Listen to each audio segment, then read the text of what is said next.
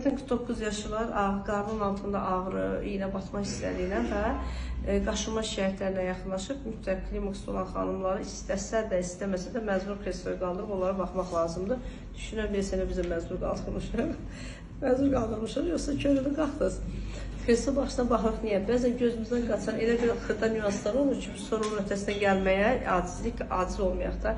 Kreslo başına baxdı, klimaksda olan xanıma xas olan, xanım üçüncü klimaksdadır. Xarakterik əlamətlər var. Yəni nədir? Vaginal quruluqdur.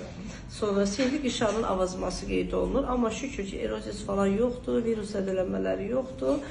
Və dediyi xanımın quruluq əlamətləri ki, deyir ki, doktor göynəməm, qaşınmam var. O, yadınızda qalsın, klimaksda olan xanımlarda estrogenlərin kəskin azalması fonunda bədəndə seyirli qişalarda həqiqətən quruluq olur. Yəni, estrogen saçmaması fonunda olur.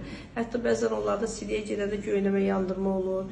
Bəzən deyirlər, siliyimi yaxşı saxlaya bilmirəm. Bu kimi hallar orqanizmdə estrogenlərin azalmasına əlaqədardır. Çünki bu adam klimaksa girir və belə olan hallarda biz pəhrizləri deyirik. Nə pəhriz?